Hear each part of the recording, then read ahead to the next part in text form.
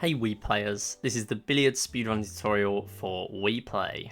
I'll be covering all beginner and advanced strats used in the main speedrun categories, but since most categories require you to complete a full game, that allows us to focus more on the strats themselves to maximise your chances of getting runs out of Billiards jail. Billiards works for that title. It's notorious for being one of the worst RNG checks in Wii Series speedrunning. Q Sports aren't exactly the first you think of as being fast paced, so we have to get a little creative. There's the miss again. 83 minutes, the longest ever frame at the Crucible. This is actually the first video tutorial I've made for this game, and if you're at all familiar with the speedrun going into this, you'll know that Billiards is the most reset heavy game in the set. If I do turn this into a full series for all 9 games, I'll usually touch on the strats used at all levels for the main speedrun categories. That's bronze, silver, gold, and platinum medals, as well as all games NG and NG+. In Billiards, however, the objective is pretty much always the same, so we can skip that here and jump right into the fundamentals of the game, then the strats we use across all skill levels. Everything in this video is accurate to my knowledge at the time of uploading. For a written guide to Wii Play speedrunning, check out Playpedia, which I've linked in the description. Terminology. Before I get into any details, I should clarify a few terms I'll be using throughout this video, which you might not be familiar with. Many of these will be similar to Q sports such as pool or snooker from in real life. Bank shot. Hitting a numbered ball into at least one cushion so that it ricochets into a pocket. Break shot. The first shot used to break up the diamond of balls. Cue. The stick used to hit the cue ball. Cue ball. The white ball you hit with the cue. Cushions. The sides of the table. Foul. An illegal move against the game rules. The game does very little to punish you for fouls, so this is a lot scarier than it sounds, as we'll find out. Jump shot. An advanced trick where you jump the cue ball in the air. In Wii Play, this is usually to jump a numbered ball from the table. However, in very rare cases, it can take its real pool interpretation of jumping the cue ball over a non-object ball in order to avoid a foul. Object ball. The lowest numbered ball on the table. When you start a shot, the game will automatically point you towards this ball, as it's the one you must hit first to avoid a foul. Numbered ball may be used when referring to any other target ball which is not currently the object ball. Pockets. The 6 holes on the table. You hit balls into the pockets to remove them from play. Snooker, specifically a snooker. Being unable to take a direct shot at an object ball without first coming into contact with a non-object ball or a cushion. Spin. The act of hitting the cue ball in different positions to control where the cue ball ends up after a collision. I'll explain more about spin control later. Gameplay. The goal of Billiards is simple: clear all 9 balls from the table using any means necessary. At the end of the game, you'll get a score which starts at 81 and subtracts 3 for every shot and foul taken in the game. For medals, the scores are as follows: bronze 15, silver 27, gold 51, platinum 60. In all games NG and NG+, you just need to complete the game. This means we can figure out the shots plus fouls required for each medal: 22 or fewer for bronze, 18 or fewer for silver, 10 or fewer for gold, and 7 or fewer for platinum. You hit the target balls by using the cue to hit the cue ball. When you start a game, you always start by facing the lowest numbered ball, that's the object ball. You can aim your shot by using the D-pad. Holding it for a long period will aim faster. Alternatively, you can use the B button while moving the Wii remote. This is the fastest way to aim, but the D-pad is better for precise movements. You can get a bird's eye view of the table by pressing A, which helps to line up your shots. Not all shots will be lined up perfectly with a pocket, so I'd recommend using this at first so you can familiarise yourself with how to line up tricky shots. When you're ready to take a shot, aim the red dot at the cue ball, hold B, then pull back the Wii remote and launch it forwards to take the shot. You don't have to release B, but I find it makes it easier. Maybe it's just placebo from me doing exactly that for 4 years though. There are a lot of factors that influence the interactions the cue ball will have on other balls, which I'll cover in the spin control section later. Comparisons to real pool. This game is based on real 9-ball pool, but the rules for Wii Play's iteration are very different from any pool tournament rule set, even in 2-player mode. These are the main differences. If you take a foul, you lose 3 points at the end of the game, and that's the only punishment. You get to place the cue ball wherever you want, any balls you pocketed in that shot or hit off the table are not replaced. The game just rewards fouls in many ways. If you're going for high medals, you want to cut the fouls down, but generally speaking, fouls are very useful. In real pool, there are loads of ways to commit a foul, but in Wii Play there are only 4 main fouls. Failing to hit the object ball first, that's the lowest numbered ball. The cue ball falling into a pocket. Missing the object ball altogether.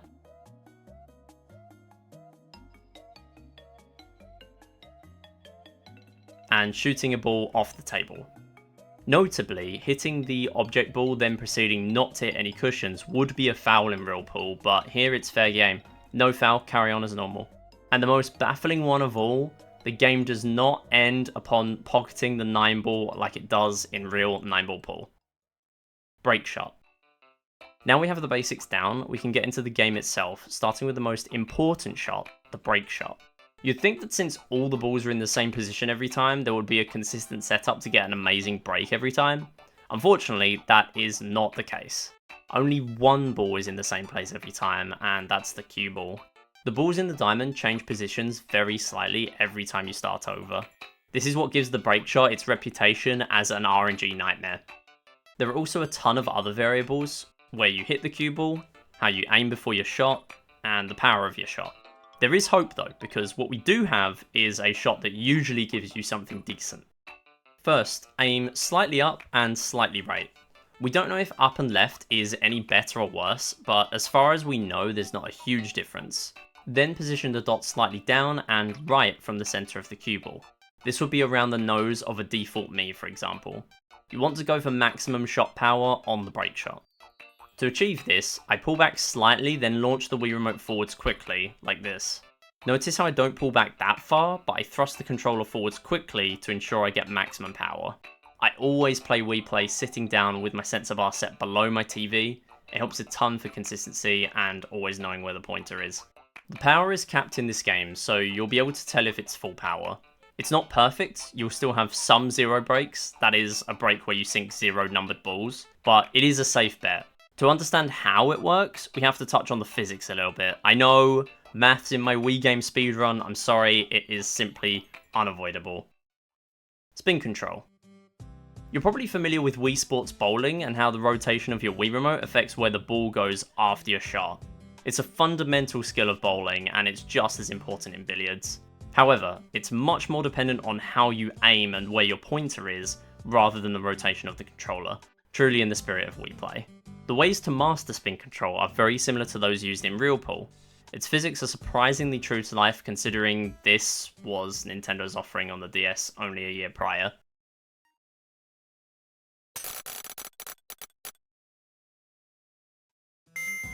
Clubhouse Games DS, you know I love you. At least you use proper 9-ball rules. The main spin methods to know are Topspin and Backspin. To apply Topspin to the cue ball, hit the ball above the center. The further up you go, the stronger the topspin will typically be. Different types of spin will change the interaction the cue ball has when hitting a ball. Topspin will make the ball roll forwards. It's mainly useful to hit directly into a numbered ball to make them both fall into a pocket. For backspin, hit the ball below the center. Backspin is used to make the ball go backwards after contact with a ball, or even stop completely. I'll explain more about how to use these strats later with examples in the sections Topspin Foul Strats and Backspin Stop Shots. You can do side spin, but it's not nearly as useful in most situations, and it'll cause the cue ball to take a while to stop moving. Cushions and pockets. The last things to cover before we get to the actual speed strats are a few pieces of knowledge about the cushions and pockets. First, the cushions. These react a little like you would expect them to in real pool. As the name suggests, they act as walls that cushion the blow when balls hit them. A ball loses some speed upon hitting a cushion, but most of the speed remains. This affects the trajectory of the ball, which you'll need to keep in mind if you're going for something like a bank shot. Hypothetically, if a ball retained all speed when hitting a cushion, the 2 lines that a ball takes to reach a cushion and bounce off the cushion would be perpendicular should the lines be extended. But since balls do lose speed after a while, this is not the case and the angle goes wider than this. If a ball hits a cushion at high speed, the cushion's effect on the spin is much more limited than if the ball is travelling at a slow pace. The pockets are a bit more simple, but there is one interaction I should mention, and that's the jaws of the pockets. When a ball hits the jaws of a pocket, it will rebound in a very specific way. Usually this is similar to the angle you would expect based on physics. This could be in the opposite direction or something similar, for instance. However, the jaws of a corner pocket can pull in a ball from a little further. If a ball hits the edges of a corner pocket, it will often rebound in a weird way, sometimes getting stuck between both sides of the jaws. Although it means the ball wasn't pocketed, it's still good because balls are much easier to pocket when they're directly next to a pocket. It also makes advanced strats like doubles easier, where you pocket 2 balls in one shot. More on that later. The jaws also have the quirk of technically being extensions of the cushions, so they can shred the speed of a ball down to nothing much quicker than a ball would normally lose speed by hitting the actual cushions. Lastly, balls can bounce out of pockets. This is extremely rare in real pool, but it's a lot more common in Wii Play because the pockets are much bigger. This usually happens when a ball is hit into a pocket with high power. There's not really a perfect way to avoid this since we often use max power shots, just be careful if you're taking a max power shot, particularly at the edges of a pocket, since the ball can also have other weird interactions like hanging onto the rim of a pocket and being ejected. And that's all the basics covered. Now we can move on to the strats we use in runs, starting with the important beginner strats and ending with expert tech used at the top level. Beginner. Topspin foul strats. The best way to use the topspin trick we learned earlier is for topspin fouls. I'd recommend all runners to learn this. To do this, line up the cue ball with a numbered ball. The easiest way to do that is by fouling a previous shot, then placing the cue ball directly in line with a numbered ball and a pocket. By doing a topspin shot, you can knock the cue ball in with the other ball and do the same again for the next ball. This loses a little bit of time compared to not fouling since you take some time to replace the cue ball, but unless the balls are in positions where good spin control will allow you to not foul, topspin fouls are often the fastest overall regardless. A common way runners mess this up is aiming after placing the cue ball. Even a tiny bit of aiming may change the trajectory of the cue ball after the impact. The other way is hitting a bad position on the cue ball. If you hit really high up, the cue ball will start slow, then rapidly accelerate, which can work, but it's slow. Conversely, hitting too low will produce weak topspin. You generally want to go between the two to get good topspin. Also, don't hit the ball on the left or right side unless you need the cue ball to go slightly left or slightly right after the collision. Topspin fouls are tricky to do from a distance, but they are possible. The cue ball will have a slightly different reaction because it will have a lot more time to build up rolling momentum. Stop shots. These are really similar to the topspin trick, except you're applying a tiny bit of backspin instead. By hitting the cue ball just below the center, it'll hit the target ball and quickly come to a stop. This makes for a fully optimized shot, since you need to wait a split second for the camera to pan up anyway before either the ball's sunk screen or foul screen appears. The tricky part about stop shots isn't necessarily hitting them, but more so putting them to good use in a game. They're good since it saves you needing to replace the ball, but if it leaves you in a bad position on the remaining balls, the better beginner option would be the topspin fouls. Just like topspin fouls, you can make a stop shot from a distance, but you'll need to factor in the extra rolling momentum. Hitting the ball just below the center is fine when you're close to the target ball, but being far away will give the cue ball time to build up rolling momentum. In this clip, I hit a fair bit lower than usual to stall the cue ball for a fraction longer to avoid rolling forwards. Had I used the stop shot method normally used for closer balls, the cue ball would have continued rolling into the pocket. Intermediate, jump shots. Starting off, our intermediate strats is the most versatile of the pack, the jump shot. If we go right back to the start, the goal of Billiards is simple: clear all 9 balls from the table using any means necessary. This is worded awkwardly for a reason. What if I told you there's a 7th pocket? That's right, it's the never-ending void off the table. Balls can escape the table, shortly vanishing after doing so. There's even a sound effect for balls hitting the ground, which to me suggests it's intended, or at least is something the devs thought could happen. Jump shots have been a big step forward in the Billiards meta lately.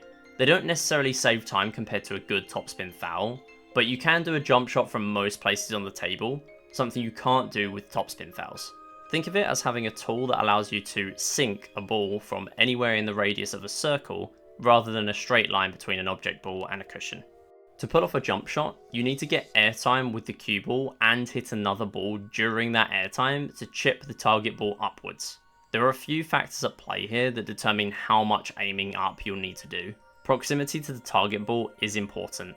If you're on the other side of the table, you're less likely to be able to keep the cue ball airtime you need for the jump shot. Too close, and the cue ball won't have enough distance to work with to go upwards. You'll just get a bad collision with the target ball.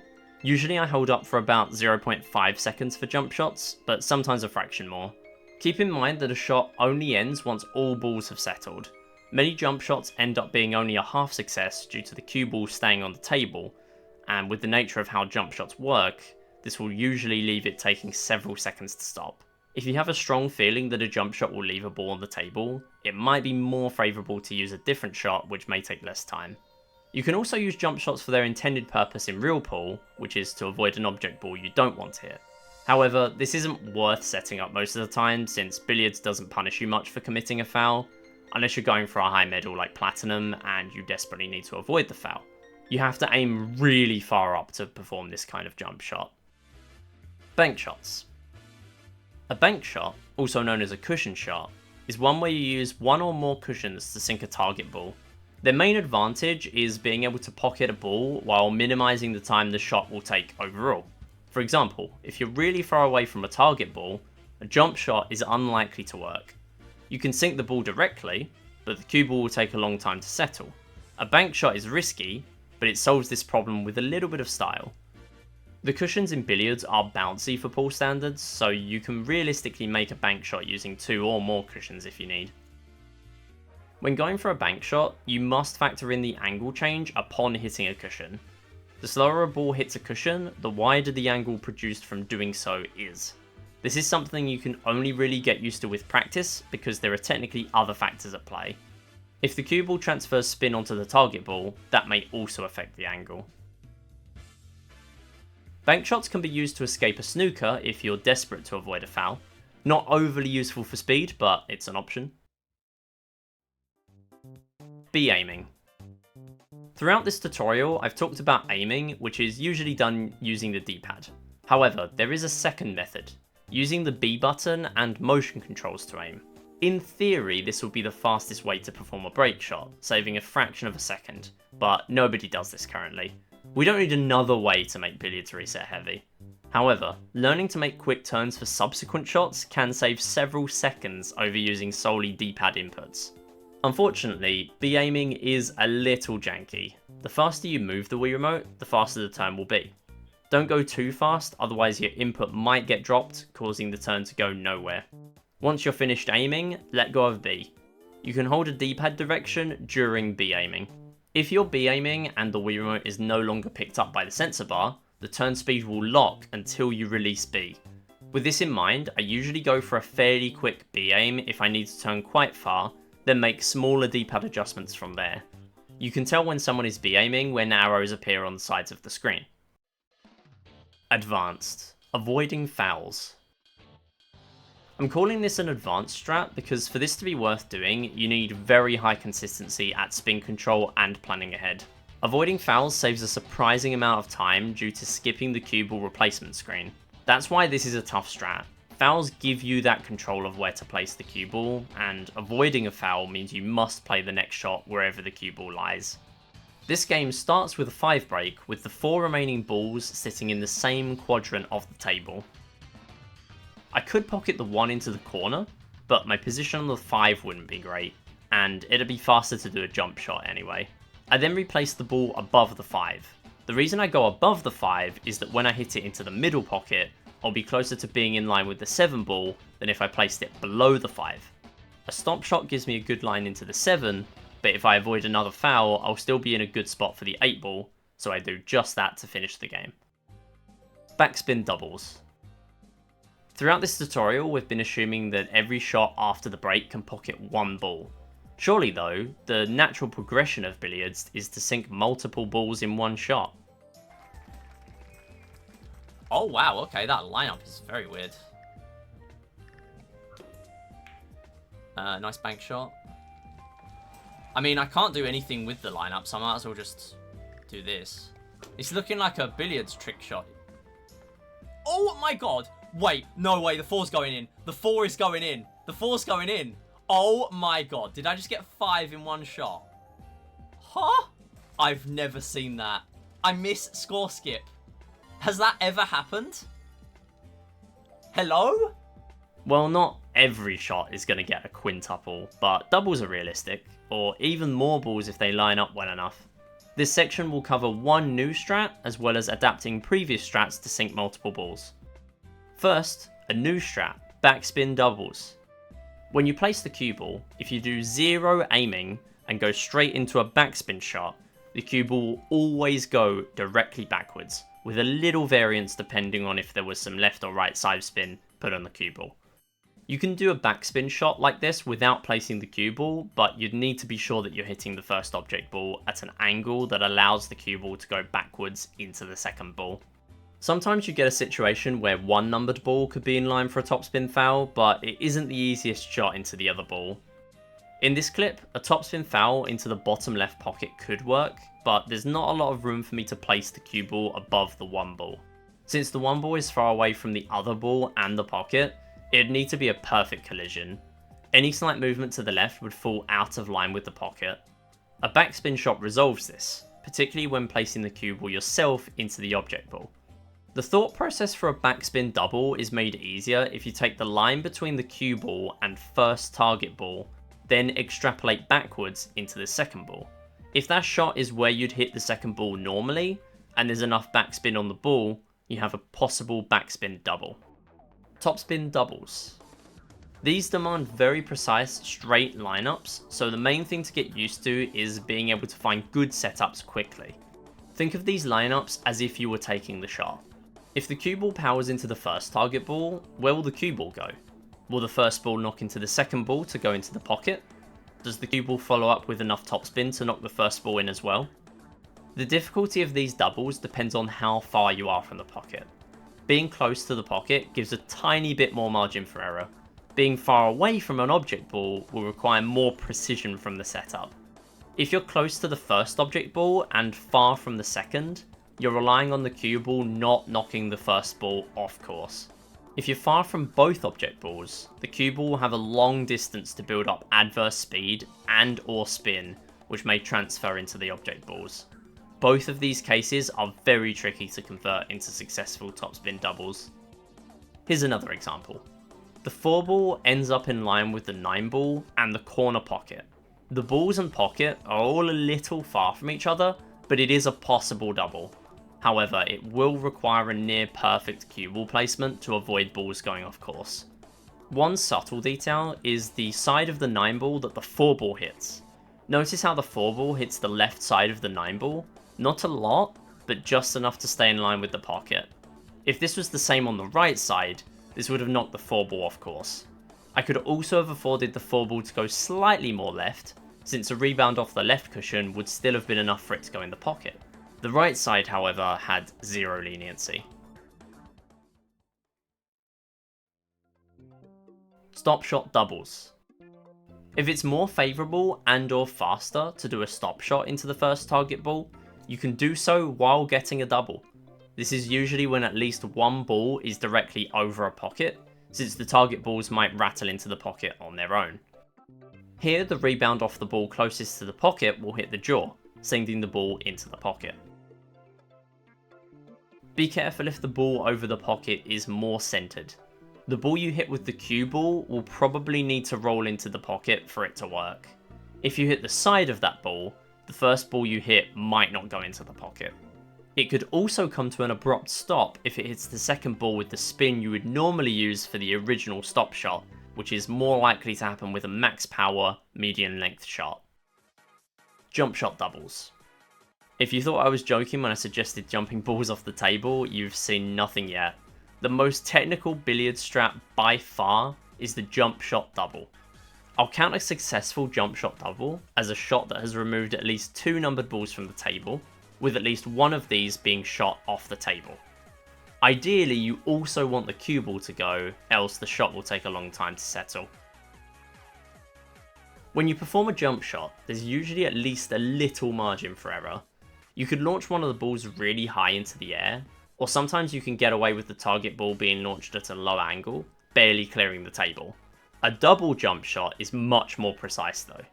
Ideally, you want to be able to spot when a situation is low risk enough to attempt a regular jump shot that has a small chance of removing 2 balls from the table. Here, the cue ball and the primary target ball, the 1 ball, are being jumped off the table. The 8 ball is the secondary target. If it goes in, it's a successful double jump shot, but assuming the cue ball and 1 ball still leave the table, nothing was lost by attempting to also get the 8 ball.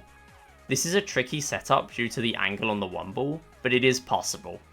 The main tip for double jump shots is to imagine the cue ball having a regular collision with the 1 ball, and aim for the 1 ball to knock the 8 ball in, as you normally could with a regular shot. That way, if there wasn't enough power left to also jump the 8 ball off, it could still go into the pocket. The good thing in this setup is that the 8 ball is fairly close to a cushion, which means the 1 ball won't need to jump too far after the collision with the 8 ball to still have enough left in the tank to jump off the table. Once all this has been considered, it's a regular jump shot setup from there. As you can see, the 8 ball did jump over the table, but the angle would have allowed it to go in the corner pocket anyway. It is possible to get a double jump shot where all the balls are jumped, which allows for a much wider range of possible setups. With this one, there's no way I'd be able to sink a ball directly into a pocket, so there's an added risk there if the shot fails, since the ball will take a long time to settle. The most common ways a double jump shot fails is by going too high or low with the aiming. Going too high can result in the cue ball not hitting the target ball with enough contact to do anything of value, or it could fly over the target balls altogether. Aiming too low can result in a shot that looks and plays out very similarly to a normal shot. There's also the in-between way of failing, where the first target ball gets jumped and barely grazes the second target ball. This is sometimes enough for it to be sunk if it's close to a pocket. Obviously jumping all the desired balls off the table is the best outcome, but with a trick this precise, any chance at greater leniency is a good thing. Ultimately, backup strats come down to practice. They're not really something I can teach here. Naturally, you'll get faster at scanning the table after the break shot to work out a good next move in these cases. Backup strats with no good setups. Regardless of your skill level, you will encounter situations where it's not immediately obvious which shot to go for. You can pray for a 7 break as much as you like, but in reality the shots following a break of that caliber get exponentially harder. A 7 break only leaves 2 balls on the table after all. The object ball could be blocked by another ball or a cushion, or the cue ball position could be too awkward to take a fast, direct shot. The most likely solution in these cases is usually a jump shot or bank shot. Jump shots have greater backup potential since they can be pulled off from a range of areas rather than needing to be directly in front of a pocket. Hail Mary shots. If you thought the last section was pointless to include, I've got one more for you. A Hail Mary shot is simply a last-ditch effort to save a game of billiards that would otherwise be too slow and or take too many shots and fouls should the game continue at the pace it is. These barely ever work, but it looks cool when they do. The only thing I can suggest here is to hit as many balls as possible, since that's the only way a ball can be pocketed. Try to consider roughly where the balls might end up. I start by working out where one ball will ricochet to, so it's likely to end up in a pocket, then pray the other balls go in. That way, you're hoping to get lucky with one less ball than you would have been without thinking about this. Touching ball. To close, I've got one more piece of info which might be useful to know. A touching ball is a term I've pinched from real snooker. It's when one ball is touching another ball, usually involving the cue ball. A touching ball is generally bad, or at least unhelpful, since firing a shot into the object ball will immediately change the trajectory of the other balls, unless you launch directly into the object ball to transfer all of the cue ball's speed. And that's all I've got for the billiards tutorial. If you have questions or are at all interested in Wii Play speedrunning, join the Wii Series speedrunning Discord. I'll drop a link in the description. Thanks for watching.